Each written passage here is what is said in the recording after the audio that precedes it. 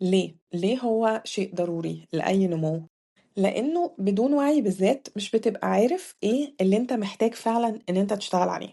فتلاقي مثلا شخص متضايق إنه مش بيتقدم في الكارير بتاعه، فيقعد يحسن من التكنيكال سكيلز بتاعته، ياخد كورسات، يتعلم تولز جديدة، يحسن نفسه علميا، ويلاقي إنه برضه بعد كل ده الوضع اللي مضايقه ما اتغيرش، ما اتحسنش. ليه؟ لأن الموضوع ما كانش له علاقة أصلا بالتكنيكال سكيلز بتاعته. هي من الأول كويسة، لكن المشكلة في سلوكه أو في طريقته في التعامل. مش بيعرف يبين السكيلز بتاعته، أو طريقته في التعامل مع الناس بتخلي الناس أصلا مش عايزة تسمعه علشان تعرف إذا كان هو شاطر ولا لأ.